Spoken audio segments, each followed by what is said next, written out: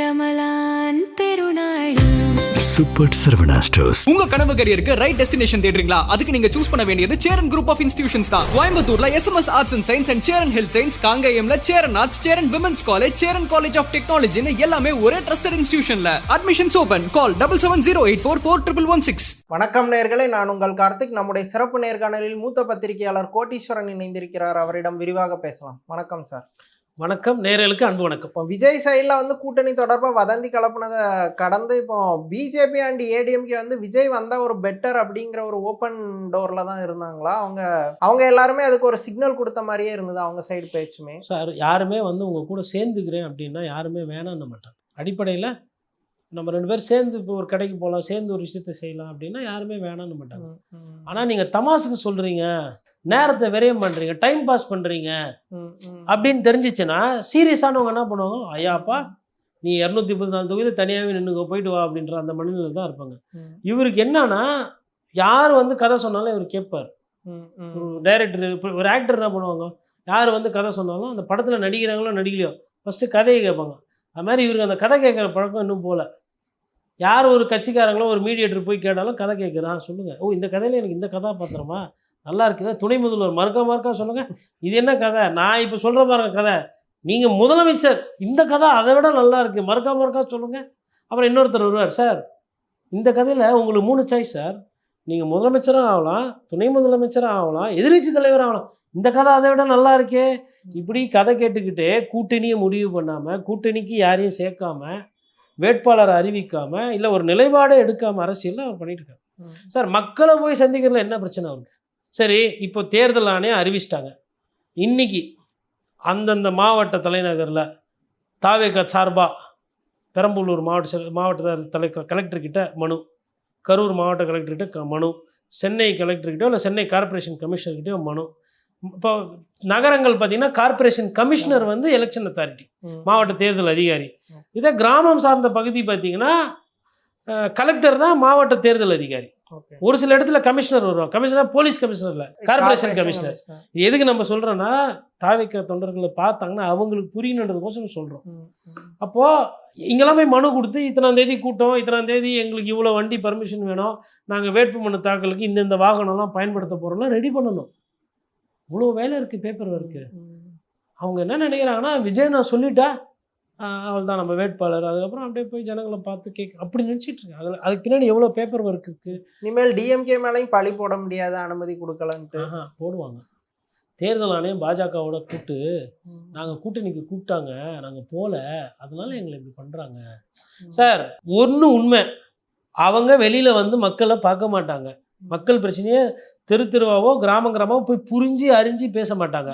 இதை மறைக்கிறதுக்கு திமுகன்னுவாங்க, தேர்தல் ஆணையன்னுவாங்க, பாஜகன்னுவாங்க. அதெல்லாம் ஒவ்வொரு நேரத்தில் ஒவ்வொரு பேர் சொல்லுவோம். ஓகே, காரணம் தேவை. தாவாக்க ஏன் அரசியல் நிலைப்பாடோ அரசியல் செயலோ இல்லை அரசியலில் ஒரு அவங்களோட ஈடுபடுத்திக்கல, வேலை செய்யலைன்னு கேட்டிங்கன்னா காரணம் சொல்லுவாங்க. ஸோ அப்போ அவங்க காரணம் சொல்ல போகிறது தான் உண்மை. அது தேர்தல் ஆணையத்தை கூட சொல்லிட்டு போகலாம், என்ன இருக்குது? யார் மேலேயோ பழியை போட்டு போயிடணும். கரூரில் 40 பேர் செத்தாங்க, அது அவரு. சரிப்பா, அங்கேருந்து ஏன்பா ஓடி போனால் இவர்? ஏன்பா 1.5 கோடி ரூபா பணம் கட்ட மாட்டா அவரு? ஏன்பா கார் வாங்கினே வெளில சொல்லலாம், இதை இவர்? ஏன்பா ஊட்டம்மாவோட ஒழுங்காக வாழ மாட்டேன்னா அதை இவங்க, இந்த அம்மா கூட சரி, அந்த அம்மா கூட ஏன்பா போய் சொல்கிறேன்னா அது ஏன் இஷ்டம். இப்படியே அவங்க இவங்க அவரு இவர் இதுதான் நடக்க போகுது. இவராக எதுவும் பண்ண மாட்டார். செங்கோட்டையன் சொன்னார் இல்லையா, அண்ணா திராவிட முன்னேற்ற கழகத்திலேருந்து நிறைய பேர் வரப்படுறாங்க, ஒரு பெரிய மாற்றம். ஆதவர்ஜுன சொன்னார், திமுகவில் அமைச்சர்களே வர போகிறாங்க.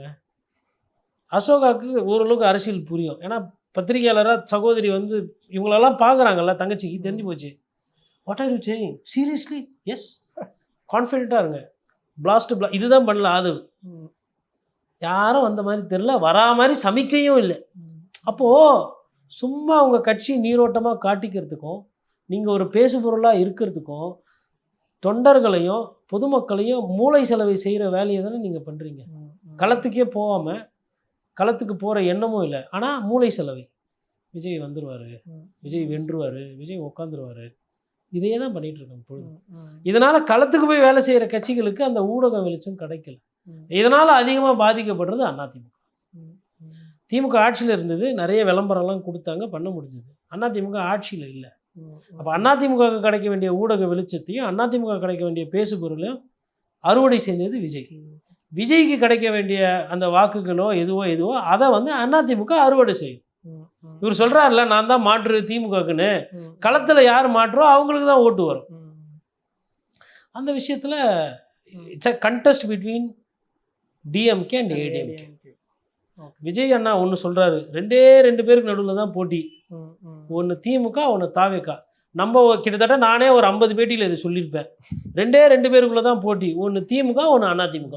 இல்லை, இப்போ 2 பேருக்கு மத்தியில் தான் போட்டி, ஏடிஎம்கே அண்ட் டிஎம்கேன்னு சொல்கிறீங்க. இதில் இப்போ ஏடிஎம்கே வந்து இப்போ எடப்பாடி பழனிசாமி ஒரு தனியார் ஈவெண்ட்டில் பார்ட்டிசிபேட் பண்ணுறாரு. ஜேர்னலிஸ்ட் ஒரு கொஸ்டின் கேட்குறாங்க, உங்களை 10 தோல்வி பழனிசாமின்னு சொல்லி பிராண்ட் பண்ணுறாங்களா, நீங்கள் என்ன சொல்கிறீங்கன்னு கேட்கும்போது, டிஎம்கே கூட தான் ஒரு தொடர் தோல்வியில் இருந்துச்சு, 2011 21 வரை ஆட்சியிலே இல்லைன்ட்டு அந்த விஷயத்த கம்பேர் பண்ணுறாரு. அது கரெக்டான கம்பேரிசனா, இல்லை அவர் எடப்பாடி பழனிசாமி அந்த ஒரு வீக் சோனில் இருக்கும் அப்படிங்கிறத வந்து அவர் செல்ஃப் ரியலைஸ் பண்ணாமல் இருக்கிறாரா, கொஞ்சம் ஓவர் கான்ஃபிடென்ட்டாக இருக்கிறாரா?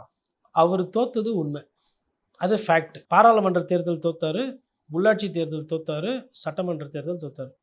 உள்ளாட்சியில் நிறைய இடத்துல அதிமுக தோக்குன்ற அந்த உண்மையே அவருக்கு தெரியும். ஏன்னா அவரே கட்சிக்காரங்க கிட்ட நிறைய நேரத்தில் இது வராது அப்படின்ற மாதிரி. சரிங்க, அவர் வந்து ஒரு ப்ராக்டிக்கல் மேன். ஓகே, அதாவது இல்லாததை ஏடா கூடமாக பேசுறது, நுனிநாக்கிலேருந்து அதை கலந்து அடிக்கிறது, அதெல்லாம் கிடையாது. உங்களை 8 தோல்வி எடப்பாடி பழனிசாமி 10 தோல்வின்னு சொல்லும்போது அதை கேட்டுக்கிட்டு உள்வாங்கி பதில் சொல்கிற ஃபஸ்ட்டு அந்த பக்குவம் இருக்குது, அந்த அரசியல் புரிதல் இருக்குது. சொன்ன உடனே நீங்கள் யார், ஜெயா டிவியா, நீங்கள் யார், சன் டிவியா, நீங்கள் அந்த டிவியா, உங்கள் ஓனர் யார் தெரியும், அப்படியா ரியாக்ட் பண்ணார்? இல்லை. பத்திரிகைக்காரி யாருன்னு தெரியாது, என்ன நிறுவனம் தெரியாது, திமுக ஆதரவா இல்லை தாவேக்காலேருந்து அனுப்பிச்சி விட்டாங்களா, இல்லை பத்திரிகையாளரே இல்லையே தெரியாது. பத்திரிகையாளர் சந்திப்பில் ஒருத்தர் கேள்வி கேட்குறாரு, அது எதிர்கொள்ளணும் ஒரு அரசியல் ஆளுமே அந்த பக்குவம் இருக்குது முதல்ல. 2வது கண்ட்ரோல் பண்ணிட்டு திமுகவும் தோத்தாங்க, அதுவும் உண்மை தானே. இப்போ இவர் ஆட்சி அதிகாரத்தில் இல்லாத வருடங்கள்னு பார்த்தா எத்தனை? இந்த 5 இயர்ஸ் தான், 5 வருஷம். திமுக ஆட்சி அதிகாரத்தில் இல்லாத எத்தனை வருஷம்? அவங்க 10 இயர்ஸ். அப்போ வருஷம் டு வருஷம் கணக்கு போனால் அது ஜாஸ்தியாக இருக்குது. என்னன்னா அங்கே யாரும் எண்ணல, எத்தனை இடைத்தேர்தல் தோத்தாங்க, எத்தனை உள்ளாட்சி தேர்தல் தோத்தாங்க, எத்தனை என்ன ஆச்சுன்றது எண்ணலை. பாராளுமன்ற தேர்தலில் அவங்க ஒரு வாட்டி ஜெயிச்சாங்க. அதில் அதெல்லாம் பண்ணுறாங்க, அந்த 10 வருஷத்தில் அதை எடுத்துக்கிறாங்க, அதை எடுத்துட்டு இதை போடும்போது அந்த நம்பர் வரல இவங்களுக்கு.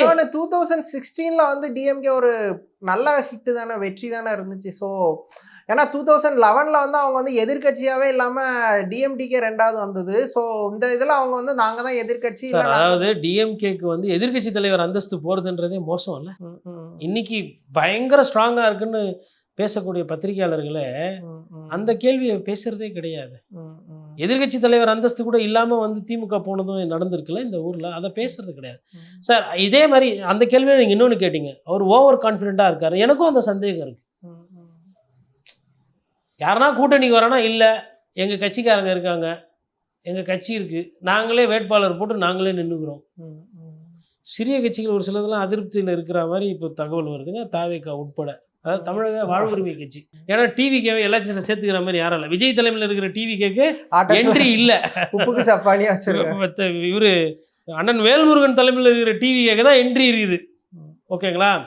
அப்போ அது ஒரு பேசு பொருளாக இருக்குது. அப்படி இருக்கும் பொழுது எனக்கு ஆள் இருக்குது, நான் பார்த்துக்குவேன் கொள்கிறேன்றாப்புல. அது கான்ஃபிடென்ஸாக ஓவர் கான்ஃபிடென்ட்டாக எனக்குமே அந்த சந்தேகம் இருக்குது. சம்டைம்ஸ் அதை பார்க்கும்போது இவர் என்ன தைரியத்தில் இந்த மாதிரிலாம் இவர் பேசிகிட்டு இருக்காரு, என்ன ஆள் இருக்கா, அது ஒரு கேள்வி, நியாயமான கேள்வி தானே அது. அந்த சைடு முதல்வர் பார்த்தா 0.5% ஓட்டை கூட விடமாட்டேன்றாரு.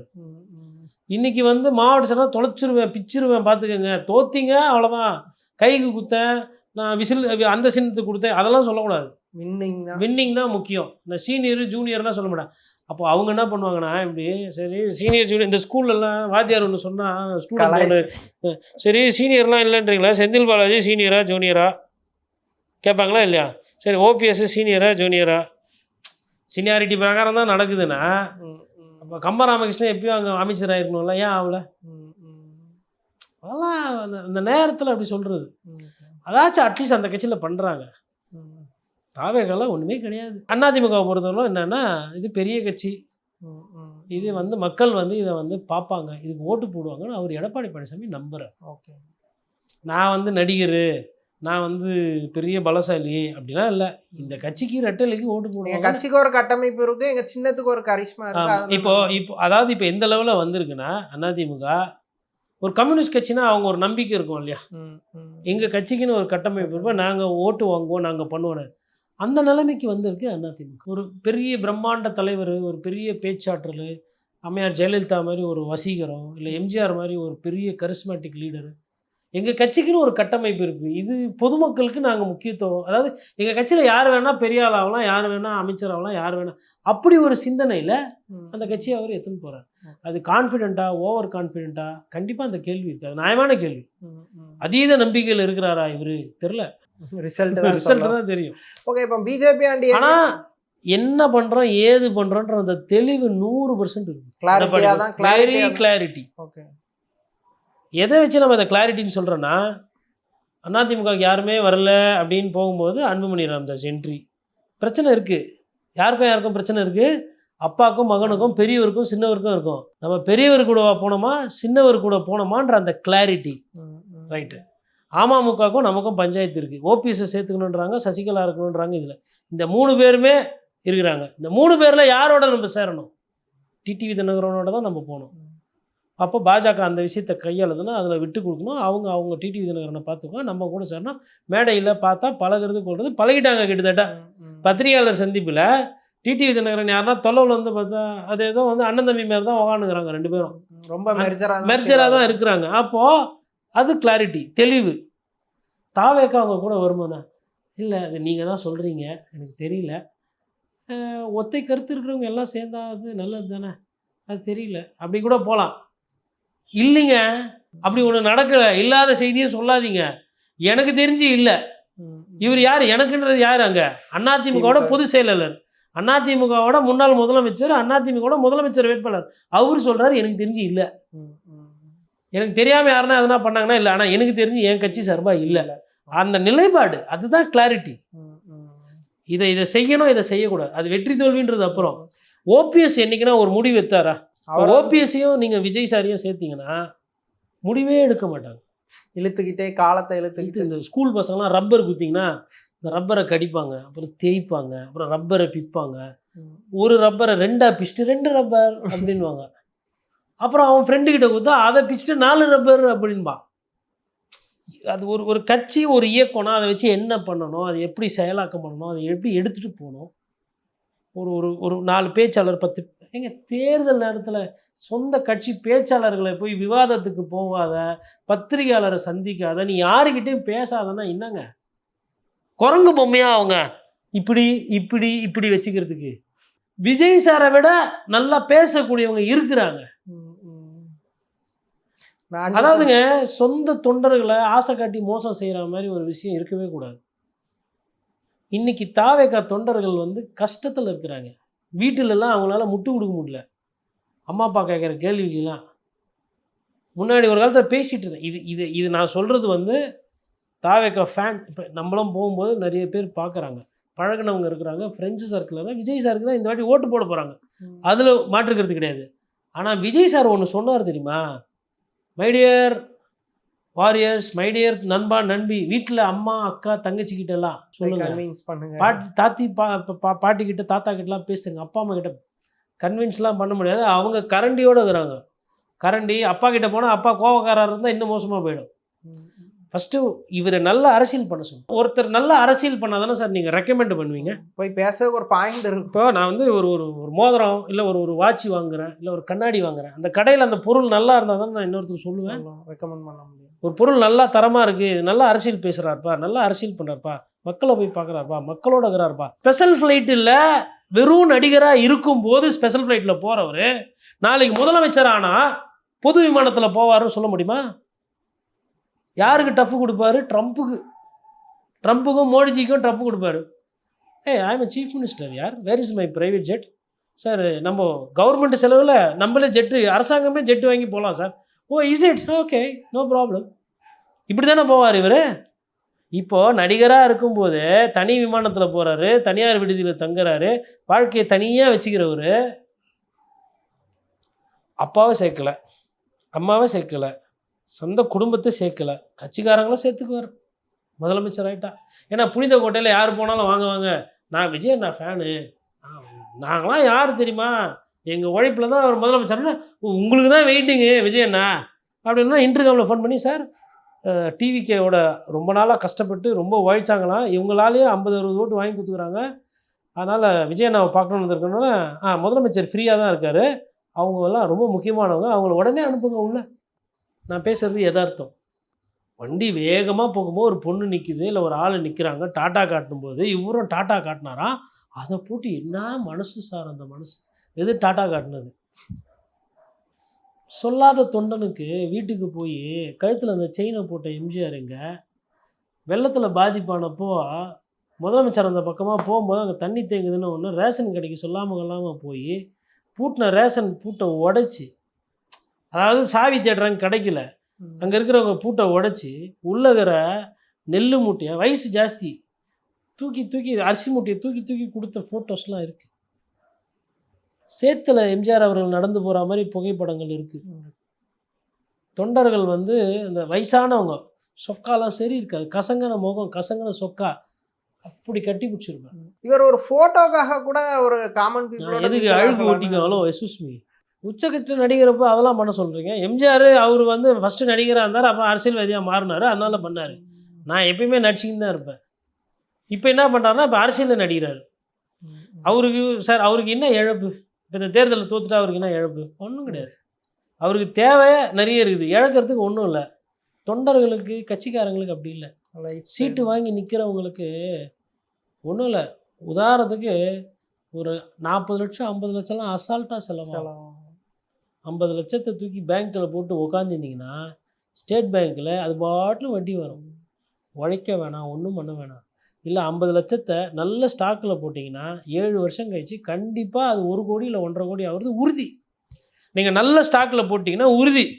இல்லைப்பா எனக்கு பேங்க்கும் போல நான் எதுவுமே பண்ணலப்பா, நான் போய் அந்த 50 லட்ச ரூபாய் தங்கம் வாங்கி வச்சுக்கிறேன் பத்திரமா, அது 2 மடங்கு ஆகுறது உறுதி. ஆனால் விஜய் சாரை நம்பி நீங்கள் சீட்டை வாங்கி தேர்தலில் செலவு பண்ணி நிற்கும்போது எது உறுதி இல்லைன்றது இப்போ முன்கூட்டியே சொன்னால் அவங்களுக்கு ஒரு சஸ்பென்ஸ் போயிடும். மே 4ஆம் தேதி இருப்பாங்க, அன்றைக்கி சம்பவம் இருக்குது. விஜய் என்னும் நான் அப்படிங்கிற ரேஞ்சில் ஹேஷ்டேக் வாட்டலான்னு மைண்ட் செட்டில் அன்றைக்கெல்லாம் நீங்கள் பாருங்கள் ரிசல்ட் அன்னைக்கு எவ்வளோ ட்ரெண்ட், எவ்வளோ ட்வீட், எவ்வளோ அவரை திட்டி வருதுன்னு ஒண்டி பாருங்கள். எவ்வளோ பேர் சொன்னாங்க, அவங்களெல்லாம் திட்டணும் உனக்காக, எவ்வளோ பேர் கருத்தாக சொன்னாங்க, எவ்வளோ பேர் அறிவுரையாக சொன்னாங்க, எவ்வளோ பேர் யதார்த்தத்தை சொன்னாங்க, எவ்வளோ பேர் உங்களை பற்றியே பேசினாங்க. அதெல்லாம் பார்த்தா கூட இப்போ சரி பண்ணியிருக்கலாம். அரசியல் கேட்க மாட்டார். ஹாஸ்பிட்டல்ஸை ரெடி பண்ணி வைக்கணும்னு நினைக்கிறேன். இன்னொன்றுங்க, ஒருவேளை அவரு காசு கொடுத்து பண்ணுற மாதிரினா பிரச்சனை கிடையாது. அவங்க தான் கேட்டிருக்காங்களாமே எவ்வளோ நீங்கள் செலவு பண்ணுவீங்கன்னு. எல்லாத்தையும் விட்டு வந்தாலும் இதையும் விட வேண்டியதானே காசை. அது ஒன்று ஏன் தொண்டர்கள்கிட்ட கேட்குறீங்க? தொண்டர்கள்கிட்ட நிறைய சம்பாரிச்சிங்கல்ல, தொண்டர்களுக்கு சீட்டு கொடுத்து செலவு பண்ணி ஜெயிக்க வைக்க வேண்டியதானே. ஒரு மாதிரி எக்ஸ்ட்ரீம் தொண்டர்கள் நிர்வாகிகள்டேருந்து எக்ஸ்ட்ரீம் அப்ரோச்சபிள் ஃபெலோவாகவே தான் ஸ்டில் கண்டினியூ ஆகிட்டு இருக்கு. ஆமாம், ஃபெலோஷிப் படிக்கிறவங்க ஃபெலோ அப்படி தான் இருப்பாங்க. நீங்கள் எம்ஆர் ராதா படம்லாம் பார்த்தீங்களா, அந்த ஃபெலோ வர சொல்லு, துரை கூப்பிட்டார் சொல்லு, துரை சார் ஒரு அப்படி தான் இருப்பார். ஓகே, ஒரு எலீட்டாக தான் இருப்பார். அவர் எலீட்டு தான் அவர்.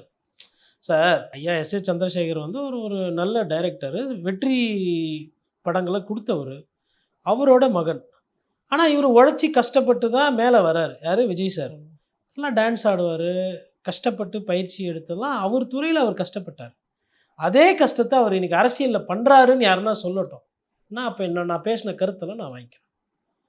படத்தில் அவர் வந்து நிறைய நேரத்தில் ரிஹர்சல் பண்ணுவார், டான்ஸை வீட்டில் ப்ராக்டிஸ் பண்ணுவார். அதுவும் நடிகை கூட டான்ஸ் ஆடுற மாதிரினா பயங்கரமாக ப்ராக்டிஸ் பண்ணுவாராம். அவர் படம்லாம் பாருங்கள், எல்லா நடிகை கூட பாருங்கள், நடிகை அசர்ற மாதிரி ஒரு நடனம் ஆடிருப்பார். கடைசியாக ஆடின ஜிமிக்கி கமல் கூட போய் படம் பாருங்கள், சூப்பராக ஆடிருப்பார் டான்ஸ். இது ஏன் எனக்கு இவ்வளோ நல்லா தெரியுது அரசியல் பேசுகிறேன்னா, நானும் விஜய் சார் ஃபேன். அதெல்லாம் அவ்வளோ எனக்கு என்னன்னா, ஜிமிக்கி கமல் பாட்டுக்கு அவ்வளோ நல்லா டான்ஸ் ஆட முடியுது, அப்படி போடு பாட்டுக்கு அவ்வளோ நல்லா இடுப்பு வளைப்பெல்லாம் ஆட்டி டான்ஸ் ஆடி தருது. ஆனால் தெருவாக போய் ஓட்டு கேட்கணும் வாங்கன்னா வரமாட்டேன்றீங்க. அப்போது முரணாக இருக்குல்ல. அந்த துறையில் கஷ்டப்படுறீங்க. ஒரே ஒரு அது பேர் என்னது, தனமா, அந்த இந்த படத்தில் பிரகாஷ்ராஜ் கூட நடிச்சிருப்பாங்க, கில்லி, தனலட்சுமி. ஒத்த தனலட்சுமி கோசரம் அவ்வளோ கஷ்டப்பட்டீங்க. ஆனால் இங்கே அன்றாடம் தங்கச்சிமார்கள் பாலியல் சீண்டலுக்கு கஷ்டப்படுறாங்க. கனிமொழி அவர்கள்லாம் வேலை வெட்டி இல்லாமல் இருக்கிறாங்க. வளாத்தி குளத்தில் பிரச்சனை உடனே போய் நிற்கிறாங்க. யார் கனிமொழி அவர்கள்? யார்? எம்பி அந்த தொகுதிக்கு முதலமைச்சரோட மகள், முன்னாள் முதலமைச்சரோட மகள். மகள். அவங்க அப்பாவும் பெரிய அரசியல்வாதி தான். அவங்க பிறந்து வளர்ந்த போதே அவர் ஸ்டார் ஆகிட்டார், நிறைய வாட்டி சிஎம் ஆனவர். அந்த சூழ்நிலை தான் வளர்ந்தாங்க. போய் தொகுதியில் போய் இந்த பிரச்சனையை சரி செய்யலை, பார்க்கலான்னா சிக்கலாக போயிடும். கனிமொழி காசு இல்லையா? ஓட்டுக்கு 2000 ரூபா கொடுக்க முடியாது அவங்களால. இல்லை ஆள் இல்லையா, வசதி இல்லையா, என்ன இல்லை, மக்கள் கோவப்பட்டுருவாங்க. அதை சரி செய்யணுன்ற அந்த அரசியல் புரிதல் இருக்கிறதுனால வெள்ளாத்தி குளத்தில் போய் நிற்கிறாங்க. போய் நின்ன உடனே என்ன கேள்வி வருது? நிர்பயா கேஸுக்கெல்லாம் அவ்வளோ பேசினீங்களே, பொள்ளாச்சி கேஸுக்கு அவ்வளோ பேசினீங்களே, இதை ஒண்டி அவ்வளோவா பேச மாட்டேன்றீங்களே, அங்கே இருக்கிறவங்க கேள்வி கோவப்படுறாங்க. ஆனால் அங்கே அந்த அரசியல் ஆளுமை அதை சரி செய்கிறாங்க, பதில் சொல்றாங்க. மக்களோட கோபத்தை புரிஞ்சுக்கிட்டு அதை சாந்தப்படுத்த முயற்சி பண்ணுறாங்க. அதுதான் ஒரு அரசியல் ஆளுமை. இவர் என்ன பண்ணார்? ஏன் அங்கே அந்த பாலியல் சீண்டலுக்கு அந்த குழந்தை சின்ன பெண்ணமாச்சு, அது நம்ம தங்கச்சி இல்லையா? அது நம்ம வீட்டு குழந்தை இல்லையா? உங்களோட நோக்கம் என்ன? திமுகவை எதிர்க்கிறது. அதிமுக ஆர்ப்பாட்டம் அறிவிச்சுக்குதா? நீங்கள் என்ன சார் பண்ணியிருக்கீங்க? லீவ் விட்டுக்கிறீங்க. ஆனால் ஓட்டு வண்டி அதிமுக போடக்கூடாது, உங்களுக்கு போடணும். திமுக எதிர்ப்புனா நீங்கள் தான் பண்ணுறீங்க, உங்களுக்கு போடணும். இதை மக்கள் எல்லாம் பார்ப்பாங்க.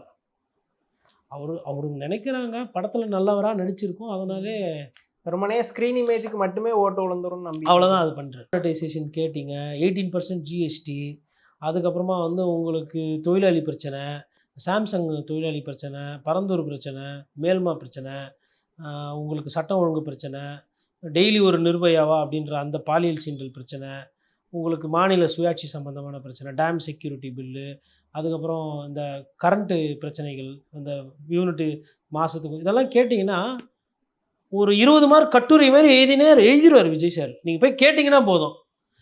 உடன்குடி இல்லை என்ன உங்களுக்கு தெரியும், நாட்டில் விவசாயிகள் பிரச்சனை என்னென்னா பேனா எழுத்து ஏத ஆரம்பித்தான்னா 2000 வார்த்தை எழுதிடுவார்.